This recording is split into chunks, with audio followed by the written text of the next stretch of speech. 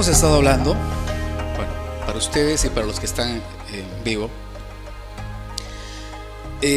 sobre las causas de los males. ¿Por qué es importante? Siempre repetiremos una y otra vez, ¿por qué es importante saber cuál es la fuente de los males? La Biblia lo llama maldiciones. Decir males es menos peyorativo, creo, menos dañino a decir maldiciones, la causa de tus maldiciones. ¿Cuáles son las causas de tus maldiciones? Suena horrible, pero cuando decimos causa de males suena más asequible para todos. ¿Por qué es importante?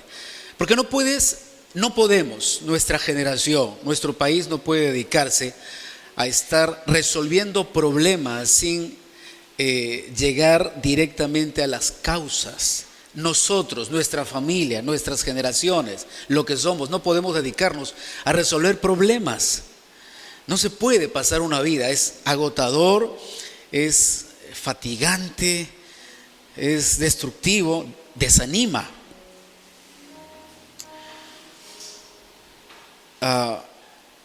Vimos dos áreas solamente para tenerlo. La primera es áreas descuidadas de tu vida, emociones que nunca cuidaste, que están allí. Y esas emociones que nunca has cuidado son las que te van a arruinar. La segunda causa de maldiciones en nuestra vida son los vínculos por preferencia. ¿Recuerdas? Siempre nos vamos a vincular a algo que es gratificante y beneficioso. Nunca te vas a vincular a algo que es dañino, a no ser que seas masoquista, ¿no? Y quieras practicar el estoicismo. Pero usualmente nos conectamos a situaciones que son gratificantes. Por eso creamos vínculos por preferencia. Esos vínculos por preferencia significa, yo prefiero esto porque en mi experiencia fue lo mejor. De ahí tomamos un principio elemental. ¿Cuál es? No puedes normalizar los beneficios y la gratificación de una experiencia porque son subjetivas. De allí nace ese principio, que no puedes normalizar las experiencias y la gratificación de una experiencia porque es subjetivo o son subjetivas. Sin embargo, en este mundo en donde vemos que se busca un gobierno totalitario, un control, se empieza a determinar ciertas normas, se empieza a normalizar ciertas conductas, ciertos patrones y ciertos principios para que todos exactamente hagan lo mismo. Para que todos exactamente hagan lo mismo. Esta historia no es nueva, solo quiero quedarme en este pedacito de enseñanza. Esta historia no es nueva. Sucedió antes de Jesucristo y sucedió muchas veces. Un rey levanta una imagen y le dice a toda una nación, al sonido de las trompetas, todos tienen que adorar la imagen. ¿Por qué? Si no adoras la imagen, te vamos a echar al horno de fuego, vas a morir tú, tu familia y todos los demás. Se normalizó la adoración, las creencias y la religión a un Dios pagano, que no era el Dios que conocemos, un Dios pagano, bajo una sentencia. ¿Cuál era la sentencia? Te voy a castigar. Y es algo parecido lo que hacemos, ¿verdad? Los que enseñamos, o haces tu tarea o tienes mala nota, o te portas bien o te voy a castigar. Eso busca normalizar, busca un control. Cuando lo hacemos en nuestra familia es un lugar saludable, es un lugar sano, es un lugar en donde tú puedes traer bendición y puedes traer una dirección. Pero cuando lo haces sin considerar las diferentes cosmovisiones, o cuando lo haces sin considerar la forma de vida, la cultura, educación de muchas personas y buscas normalizar, esto se vuelve un tiranismo. El punto es que este rey obligó, y hubo 3 jóvenes que dijeron: no vamos a adorar tu imagen. Entonces, ¿qué hizo este rey? Los metió al horno de fuego. Las consecuencias estaban dadas. Esto no es novedad, esto está sucediendo en el mundo entero. El que no quieras verlo, el que no quiera saberlo, es un problema muy personal. Pero el que yo cierre mis ojos y diga: no creo que exista mi páncreas porque no lo veo, no significa que no existe. existe, es real. Y esto tiene mucho que ver con lo que Jesús enseñaba. Una de las enseñanzas que dio Jesús fue, y por haberse multiplicado la maldad, el amor de muchos se enfriará. Luego dijo, oiráis de guerras y rumores de guerras, nación contra nación y reino contra reino. Santiago da una clave de la guerra. Pelean entre ustedes porque quieren obtener algo. En el libro de Santiago habla de esto. Entonces nuestras guerras o los conflictos que tenemos a nivel mundial, personal, tienen que ver con lo que quiero obtener. Por eso me voy a una guerra, quiero obtener, quiero tener el control. Esto es algo que va a suceder y está sucediendo en el mundo entero. El punto es, el vínculo por preferencia siempre va a determinar que lo que es bueno y lo que ha sido beneficioso y gratificante, siempre buscaré que se normalice y siempre buscaré establecerlo en mi familia, con las personas que amo, quizás con mis amigos, sin medir las consecuencias. Y lo último que hemos visto, la última causa de males, y es la que estamos estudiando, es esta: pecados escondidos y no confesados. Pecados escondidos y no confesados. En Juan 5, del 1 al 14, vimos la historia. ¿Cuál era la historia? Jesús va a un lugar donde había muchos enfermos, cojos, había personas desahuciadas, que esperaban el movimiento del agua porque decían que había un ángel que de vez en cuando movía el agua y el primero que entraba quedaba sano. Esta enseñanza le dimos. Históricamente eso no era cierto, no había ningún ángel que movía el agua.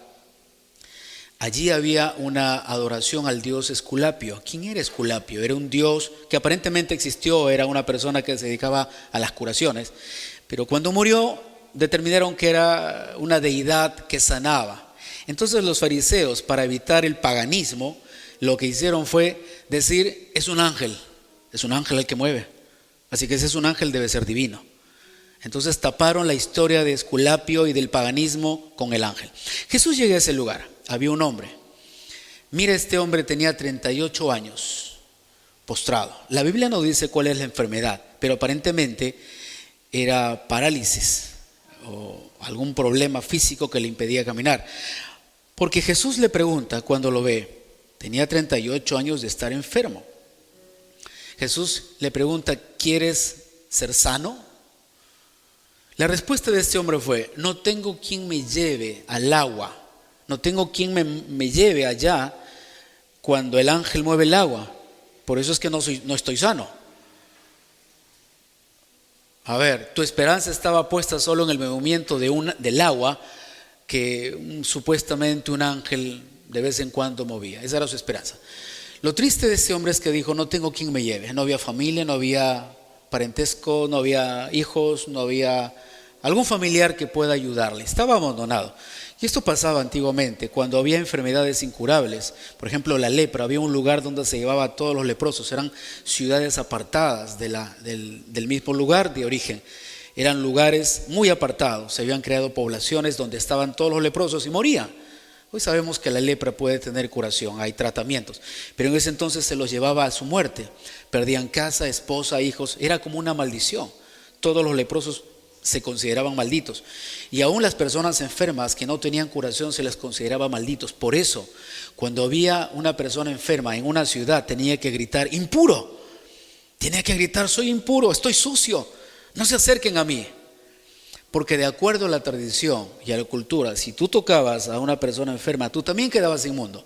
Entonces ellos tenían que gritar. ¿Por qué tenían que gritar? Eso es vergonzoso. Porque si no gritaban y le decían a la gente, estoy impuro, estoy enfermo, los podían matar a pedradas. Porque aparentemente estaban malditos y si tocaban a otra persona, maldecían a la otra persona. Esto era terrible,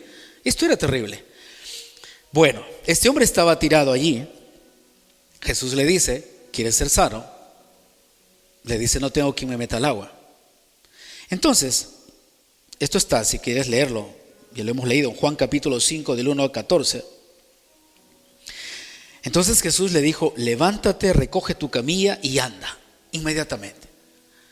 Esa era la autoridad de Dios. A veces pensamos que la autoridad de Dios tiene que ver con el raciocinio del hombre. Escuchen, a veces creemos que la autoridad de Dios y la sanidad de Dios tiene que ver con tu raciocinio. Asumimos que cuando Jesús le dice al hombre: levántate y anda, el hombre entendió y se levantó. ¿Verdad? No. ¿Qué es lo que sabía el hombre? Que estaba enfermo. ¿Por cuántos años? 38 años. Él no había imaginado levantarse y pararse y caminar. En su raciocinio no estaba el hecho de que alguien le diga: párate y anda. Entonces, ¿a quién ordenó Jesús? ¿A quién le ordenó Jesús? Si no fue al hombre, al cuerpo. Al cuerpo. El cuerpo obedeció la orden de Dios. Por eso cuando Dios habló: levántate y anda, ese cuerpo dijo: ok, mi creador me está diciendo que me levante y anda. Toda la enfermedad, cualquier problema que pueda haber, se solucionó. Lo mismo sucedió con Lázaro. Es bien interesante. Estoy extendiendo un poco la enseñanza que dimos la semana pasada. Lo mismo pasó con Lázaro. Lázaro tenía más de 3 días de muerto, 4 días. Jesús llega al lugar y le dicen: abran la tumba. Lázaro estaba muerto más de 3 días, 4 días prácticamente. Y las personas le dicen: Señor, pero ya hiede, huele mal. Era obvio que se estaba descomponiendo. Pero Jesús dice: abran la tumba. Abrieron la tumba y Jesús dijo algo, una palabra: Lázaro, ven fuera. La pregunta vuelve a suceder: ¿a quién ordenó Jesús que venga fuera? ¿A Lázaro? Al cuerpo. Entonces, sorprendente y milagrosamente, el cuerpo, las venas, las arterias, los músculos, los huesos, los líquidos, los químicos, el cerebro, todo inmediatamente se alinearon con la orden que Jesús había dado.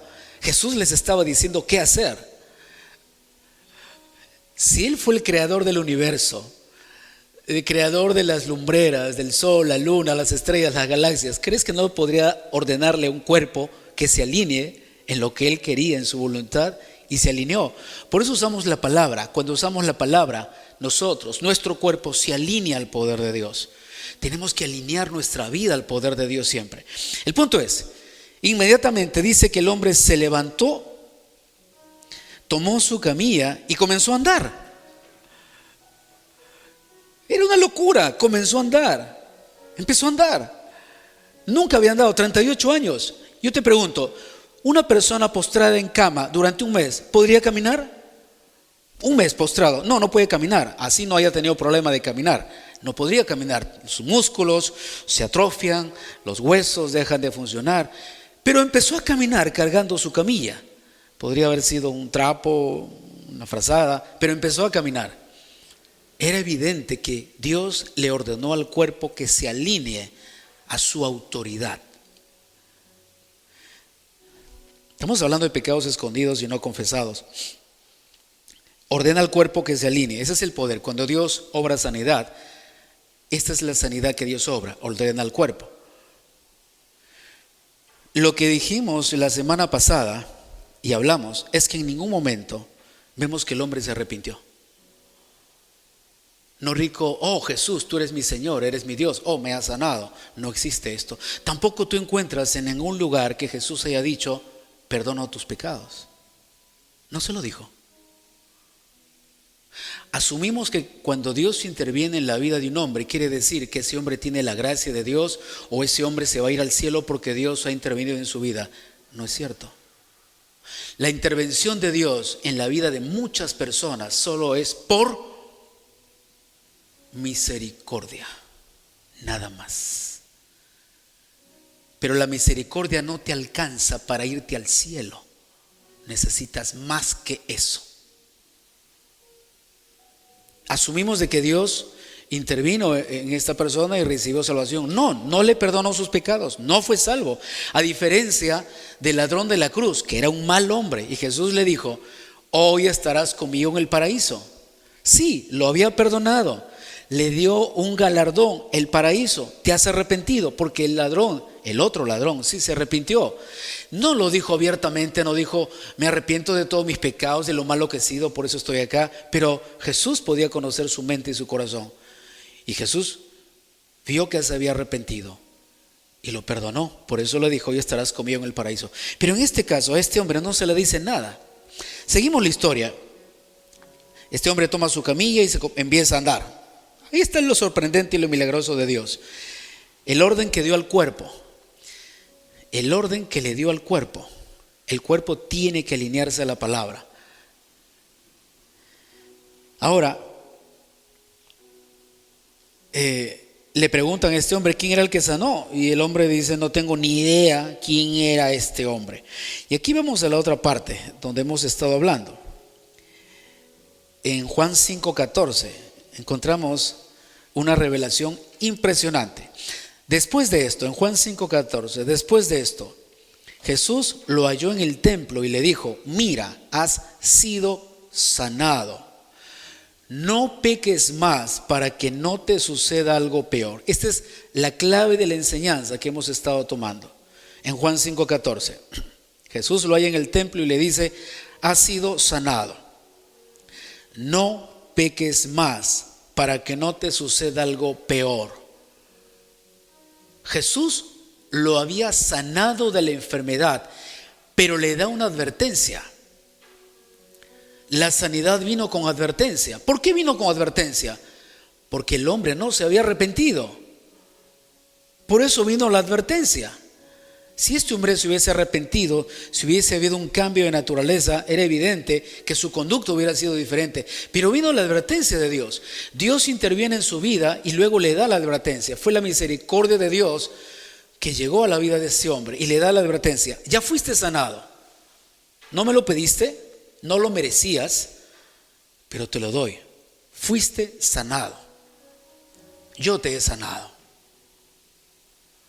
Te he sanado, no lo merecías. Es la intervención de Dios sobre el hombre. Dios interviene de esta manera. Sí, y a veces pensamos que la intervención de Dios significa que Dios se agrada con tu conducta, con tu vida, y Dios está agradado con lo que tú eres. No. ¿Vas a decirme que Dios estaba agradado con este hombre? No, por eso le vino la advertencia. No peques más. ¿Para qué? Para que no te venga algo peor. Lo que tenía ya era malo. ¿Cuántos años estaba postrado? 38 años.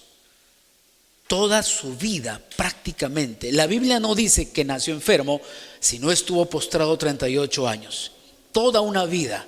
Eso era malo. Pero Jesús le dice, puede venirte algo peor. Peor que estar enfermo y postrado 38 años. ¿Peor que eso? Sí. Sí. Bueno, en la Biblia no dice qué es lo que le iba a venir, pero la advertencia de Jesús fue clara. Te puede venir algo mucho peor.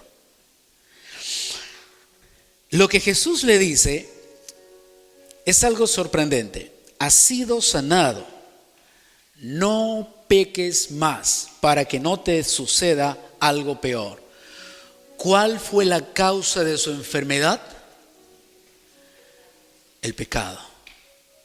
La causa, la raíz, la fuente de la enfermedad de este hombre fue el pecado.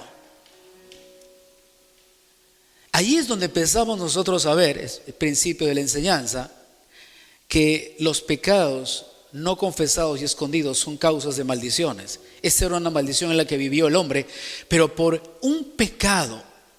Y si tú sacas tu cuenta, fueron 38 años. 38 años que este hombre vivió con su pecado porque no lo confesó y porque no se arrepintió. 38 años sometido a una vida de esclavitud en su cuerpo, solo por mantener su necedad de creer que lo que había hecho no era malo, que lo que había hecho no era un pecado. Y probablemente podríamos entrar a colación. ¿Por qué pensaba que no era un pecado? ¿Por qué pudo haber pensado que no era un pecado? ¿No sería tal vez que fue agradable? ¿Que fue gratificante? ¿Que tal vez lo benefició? ¿Tal vez se sintió bien? Volvemos al mismo punto. Nunca te vas a arrepentir de algo que sea bueno para tu vida. No te vas a arrepentir de eso. Cualquier práctica que nosotros podamos tener y en nuestra experiencia, si fue agradable, si nos da un beneficio, nunca será pecado. Jamás va a ser pecado. Este es el problema, pues. Este es el gran problema que todos los días se enseña en el mundo entero. Si te sientes bien con lo que haces, síguelo haciendo. ¿Para qué vas a dejar de hacerlo? Si te sientes bien. Y es más, las personas dicen, si yo me siento bien conmigo mismo, ¿por qué me sentiría mal en hacerlo? Si el amor es puro y es real, hagámoslo. Sin fundamentos, sin principios, sin objetividad, sin conocer quién diseñó el amor o las relaciones. Entonces, te das cuenta, analizando un poco más, que este hombre vivió engañado por sí mismo 38 años. Asumió que lo que había hecho nunca fue malo y lo que había hecho no necesitaba arrepentimiento y lo que había hecho no requería de confesión. Y eso lo llevó a 38 años de su vida a vivir enfermo. Y podrías decir, puede haber cometido un terrible pecado para estar 38 años. Y podríamos asumir, bueno, aquí ninguno de nosotros es malo. Jesús dijo, has sido sanado, no peques más para que no te suceda algo peor. Le da la advertencia. Entonces el hombre tenía que dejar de pecar para que no le venga algo peor, ¿cierto? ¿Cuántos podemos dejar de pecar por voluntad propia? ¿Cuántos pueden dejar de pecar por voluntad propia? ¿Alguno podría? ¿Qué ser humano puede dejar de pecar por voluntad propia? Que diga, el día de hoy decido no pecar más. Ninguno. Por una sencilla razón, somos imperfectos de nuestra naturaleza. Y en la Biblia, en el libro de Génesis, capítulo 6, dice que el corazón del hombre siempre está inclinado hacia el mal por nuestra naturaleza caída. No existe ningún hombre en el mundo que determine por sí mismo dejar de pecar. Pero Jesús le estaba pidiendo un imposible. Jesús le dijo, ¿qué le dijo? No peques más para que no te venga algo peor. ¿Cómo puedo dejar de pecar? O sea, ¿es una decisión personal? Jesús le estaba colocando en una situación muy comprometedora, muy complicada. Deja de pecar. O sea, yo podría salir a la calle, veo por ejemplo a un delincuente y le digo, ay, por favor, no sigas robando, deja de pecar. Y el delincuente por arte de magia va a dejar de pecar porque acabo de decírselo. No. Yo puedo ver a un hombre que se ha divorciado 10 veces y sigue divorciándose y decirle, oye, deja de divorciarte, eso es pecado, eso es malo, estás destruyendo la vida de tu vida y la vida de otras personas, no lo sigas haciendo. Y el hombre me dirá, bueno, dejaré de hacerlo porque tú me lo dices, yo tengo el poder de hacerlo. Si esto fuese posible, entonces ¿por qué Jesús murió en la cruz? ¿Por qué Jesús murió en la cruz? Si esto es algo posible para el hombre, dejar de pecar, entonces Jesús le pidió un imposible. Si Jesús le dice a este hombre que había pecado toda su vida y que la causa de su enfermedad por 38 años era un pecado, ahora viene Jesús y le dice, no peques más para que no te venga algo peor. Significa entonces que le estaba pidiendo un imposible. ¿No piensan ustedes que esto lo puso a reflexionar? ¿Esto puso a reflexionar al hombre? Es como que yo le digo a una persona, mira, si sigues pecando te vas al infierno. ¿Qué crees que haría el hombre? Se esforzaría por no pecar, ¿no? Tú no puedes hacer eso. No puedes, es como que le digas a un león, señor león, usted deja de comer carne a partir de hoy.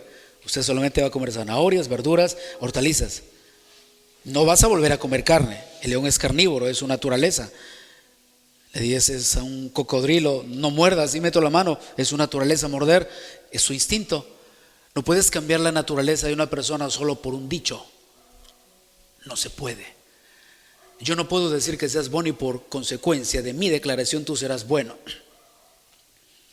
Siempre hemos enseñado esto. ¿Cuántas veces tienes que mentir para ser mentiroso? ¿Por qué? Porque ¿cuántas veces tienes que matar para ser un asesino? ¿Cuántas veces tienes que fornicar para ser un fornicario? Y a veces terminamos diciendo: mi pasado no determina mi futuro. Sí, pero sigue siendo la misma persona. No hubo ningún cambio, sigue siendo la misma persona. ¿Qué cambió? Es que ya no lo sigo haciendo, pero lo que hiciste continúa en ti. ¿Qué se necesita para no ser la misma persona? ¿Qué necesitaremos para no ser la misma persona? Volvemos al mismo punto de partida. ¿Qué necesito para no ser la misma persona? Jesús le dice a este hombre: no puedes seguir siendo la misma persona. Estás 38 años enfermo por causa de tu pecado. Ya no puedes ser la misma persona. Tienes que dejar de pecar. ¿Qué tenía que hacer ese hombre para dejar de pecar? ¿Por voluntad propia? No podía. ¿Tenía que aislarse del mundo, enclaustrarse? Tampoco. Eso le era imposible, porque eso no cambia la naturaleza del hombre. El hombre tenía que cambiar de naturaleza. Allí es donde viene el conflicto del hombre entre lo que él quiere hacer y no puede, y entre lo que Dios le ofrece y sí puede. La Biblia dice: el que está en Cristo, 1 Corintios 5:17, el que está en Cristo, nueva criatura es. Una nueva creación. Esa palabra, nueva criatura, significa: estás existiendo recién. Tú no existías antes. Ahora eres una nueva criatura. Las cosas viejas pasaron y todo es hecho nuevo. Eso habla de un cambio de naturaleza. Y volvemos al punto de partida. La salvación no es que seas bueno, ni es que Dios te haga bueno. Ser salvo, ser cristiano, no es que Dios te haga bueno o que tú hagas cosas buenas. Ser cristiano y ser salvo significa que alguien cambió tu naturaleza. Y para cambiar la naturaleza no se accede a un poder humano, es divino. Juan capítulo 1, versículo 9 dice: mas a todos los que le recibieron, a los que creen en su nombre, les dio la potestad de ser hechos hijos de Dios, los cuales no son engendrados de carne ni de sangre, sino de Dios. Vamos a seguir hablando de esto durante la semana. Jesús le pidió un imposible: no sigas pecando. No podía. Era evidente que el hombre iba a volver probablemente a lo mismo, y algo peor le iba a venir. Pero Jesús le muestra la debilidad. Para terminar, como la ley. ¿Se acuerdan de los 10 mandamientos? Dios da los 10 mandamientos. ¿Cuántos pudieron cumplirlo? Ninguno. Porque si solo fallabas en uno, habías fallado en todos. Los 10 mandamientos no le sirvieron a las personas, solo le mostraron que eran débiles. Ahora Dios le muestra al hombre algo: eres débil. Sin mi intervención, sin mi poder, no podrás lograrlo. Vamos a orar, por favor. Cierra tus ojos ahí donde estás. Señor, te damos gracias. Ahí ten tus ojos cerrados un momento. Gracias te damos por tu palabra. Nos trae tanta luz, nos da tanta sabiduría y tanto consejo, Señor, en tiempos confusos, en tiempos difíciles. En el nombre de Jesús, Señor, lloro por cada persona que recibió esta semilla en su corazón, por cada palabra que fue sembrada en ellos. Yo te pido en el nombre de Jesús que tú toques sus vidas, que tú transformes sus corazones. Señor, aquel que intenta ser bueno, yo te pido por aquellos que intentan ser buenos y no lo han podido lograr. Yo oro por ellos, Señor, que puedan correr a ti, que puedan buscarte y saber que el único que tiene el poder para darnos una nueva naturaleza eres tú. En el nombre de Jesús te lo pido, Señor. Y para aquellos que en este momento, Señor, se arrepienten porque reconocen que son débiles delante de ti, yo te pido que los perdones. Si tú te has dado cuenta de tu debilidad allí en tu lugar, es bueno que se lo digas: Señor, soy débil, yo no lo podré lograr jamás, no lo voy a poder lograr. Por eso te necesito. Necesito que me transformes, que transformes mi vida. en el nombre de Jesús.